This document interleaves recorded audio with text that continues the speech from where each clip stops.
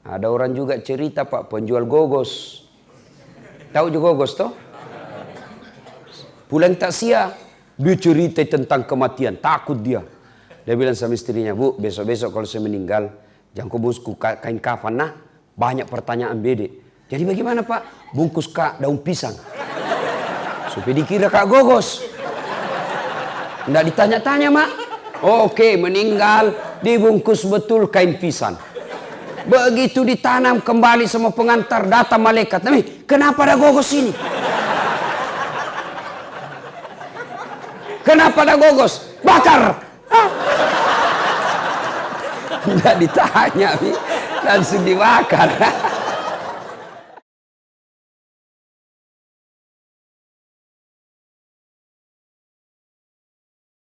Saya berangkat selesai takziah malam, kira-kira jam 11. Saya naik mobil, beberapa saat kemudian saya tidur di belakang.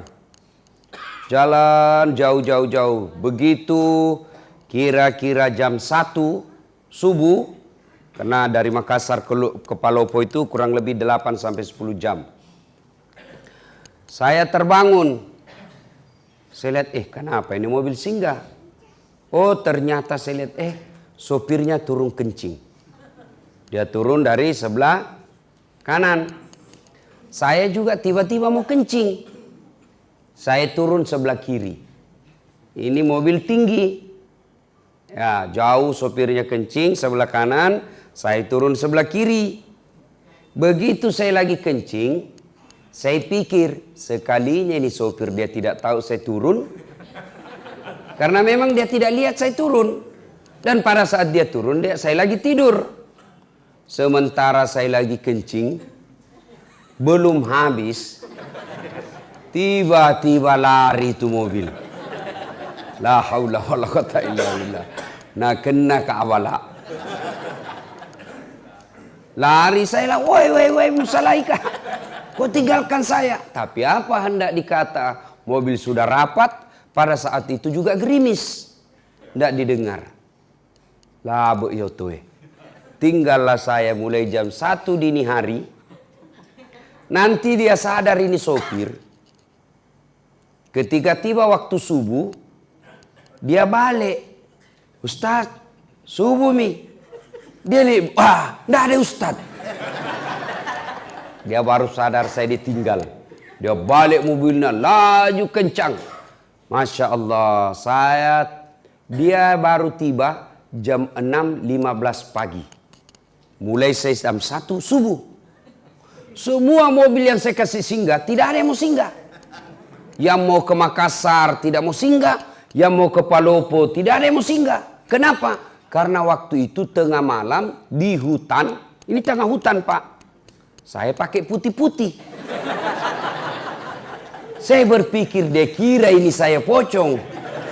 Tidak ada satupun yang singgah mengambilku. Ya, jam 6:15 baru dia singgah di tempat saya. Saya mau tinggalkan tempat itu. Saya bilang nanti dia pulang tidak dapat kak. Nah kena tonga bala. Salat subuh lah saya. Basah pak. Semua basah. Begitu saya sampai. Dia tiba. Saya mau bilang. Saya mau siksa ini orang. Saya mau bawa ini mobil dia. Saya kasih tunggu singgah di sini. Saya bilang juga. Tidak enak juga. Tidak manusiawi. Balas dendam. Saya sampai ke rumah jabatan Palopo. Wali kota Palopo. Tiba-tiba Pak Yudas wali kotanya dia bilang, Ustaz, bagaimana ceritanya bisa kita lupa koporta?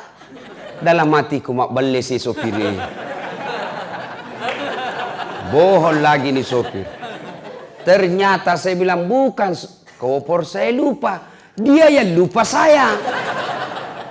Ternyata dia lapor ke wali kota. Kenapa terlambat sampai? Karena dia bilang kita balik lagi ke masjid lupa kopornya Pak Ustaz. Nah selesai saya ceramah, baru dia pulang lagi, Pak Wali datang lagi dengan sopir yang sama. Saya bilang Pak Wali mohon maaf, saya sudah maafkan itu sopirnya, tapi tolong jangan lagi dia yang ngantar kak. Tapi apa hikmahnya? Setelah itu honorku dia tambah 2 kali lipat. Dia bilang ini Ustaz, uang duka cita.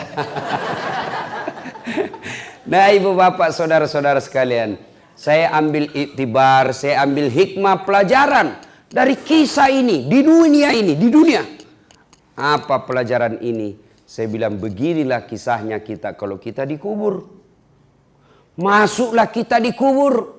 Berharap ada mobil yang singgah mengambil saya. Berharap ada keluarga yang doakan kita. Ternyata tidak ada lagi yang doakan kita. Kita menunggu keluarga mendoakan kita. Kita menunggu anak mendoakan kita setelah dikubur. Tapi apa hendak dikata, tidak ada satupun yang mengingat kita. Basah kuyuplah saya, menderitalah saya. Ternyata mengharap kiriman-kiriman doa, ternyata tidak ada yang mendoakan saya. Beginilah kita, Pak. Merantau, kita datang ke Kupang. Bapak bekerja di sini. Kalau tidak senang, 2 tahun makin menderita. 3 tahun makin susah, 5 tahun tidak ada tanda-tanda bahagia. Lebih saya pulang ke Sulawesi. Begitu kan? Masih bisa ki pulang. Kerja ki di sini tidak enak, bos tidak bagus, kata-katanya kasar, istrinya enak-enak bicaranya, berhenti kerja, saya balik ke Sulawesi. Iya toh? Tapi kalau bapak masih dikubur, senang tidak senang, tinggal mako di situ. Tidak bisa kau lagi balik naik ke atas. Pun kalau kau balik ke atas maka tidak ada orang mau dekati kau. Wih, pocong, lari. Nah, ibu bapak, saudara-saudara sekalian. Ini hikmah yang paling penting. Ini bapak-bapak yang sudah tua. Yang di depanku sudah muka sakaratil maut. Melok kilo kega bos, pasti mati kok.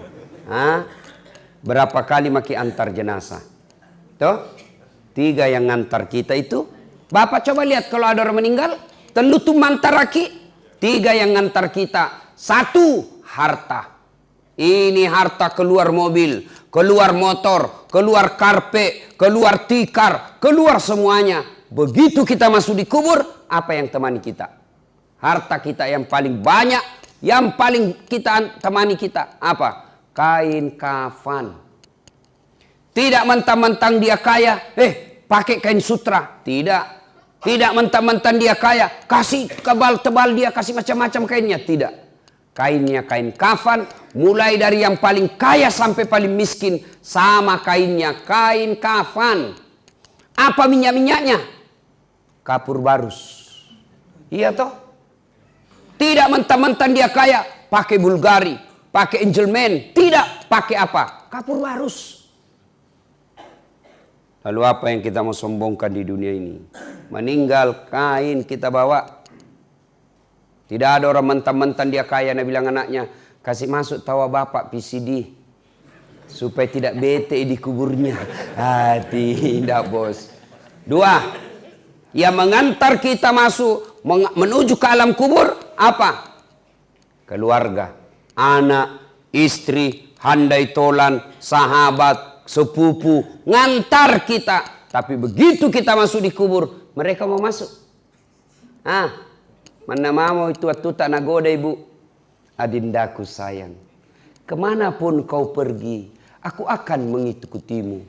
Gunung kan kudaki, lautan ku seberangi, masjid kau lewati. Iya toh, ibu-ibu. Begitu meninggal ibu, mau kira-kira suami tak masuk di dalam? Mau kira-kira? Jangankan masuk, kakinya saja tinggal 1 meter, ndak mau. Meninggal ibu, mata kanannya menangis, mata kirinya yang mana gantinya.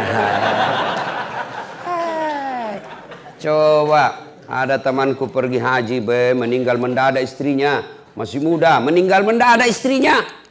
Bengkak matanya. Dia bilang, Ustaz, rasanya tidak bisa melanjutkan hidupku ini. Separuh jiwaku hilang, Ustaz. Saya bilang, hebat juga ini bapak ini. Barusannya aku dapat laki-laki. Sampai bengkak betisnya.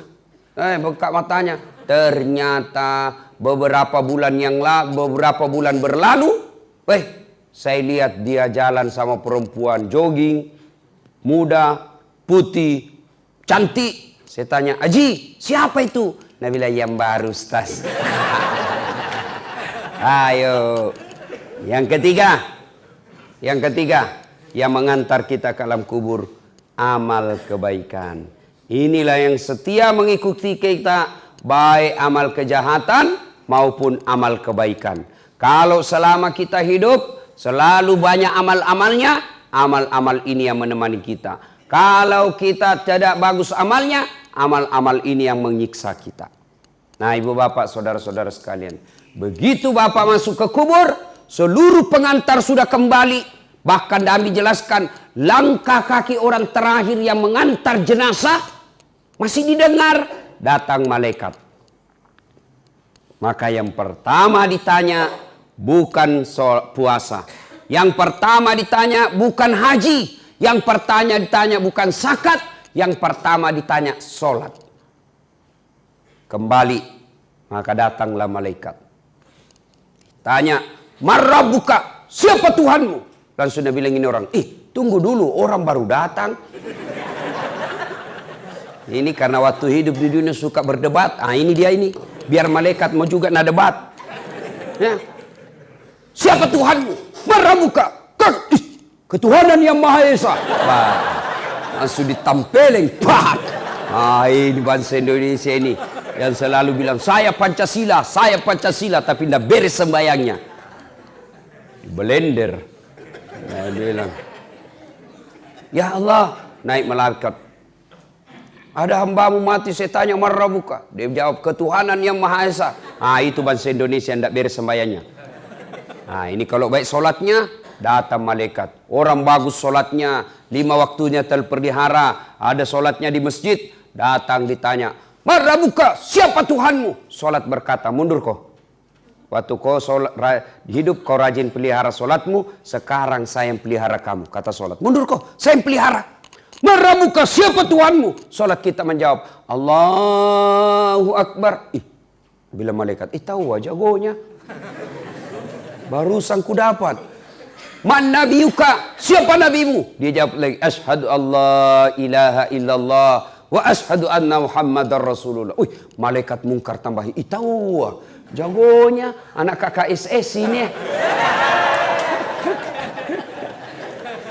Akhirnya malaikat naik melapor kepada Allah. Ya Allah, ada hambamu mati, saya tanya man rabbuka? Dia jawab, Allahu Akbar. Allah berfirman, itu orang baik solatnya. Tidurkan dia seperti nikmatnya tidur pengantin baru untuk menunggu hari kiamat. Kalau baik solat.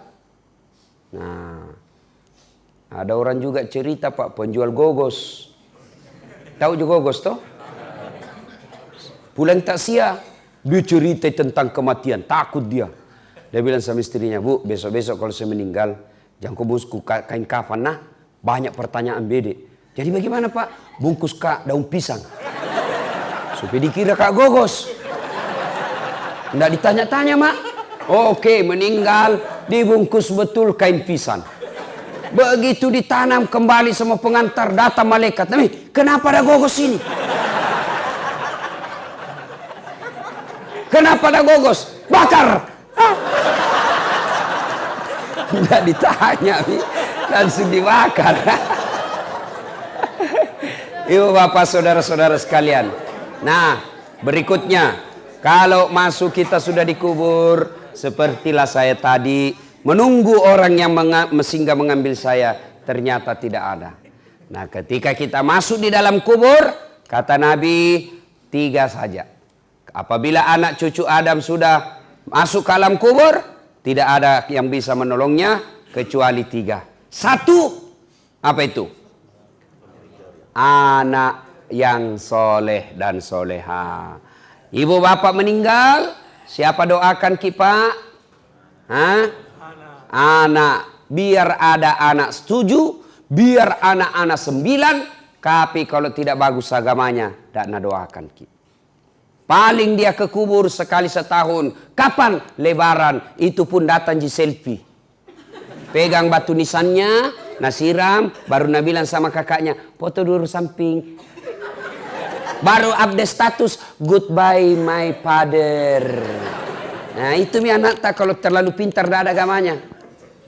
Ya, anak yang soleh dan soleha, yang doakan kita masuk di alam kubur, Allahumma ghafirli wali walidayya warhamhuma kama rabbayani shaghira.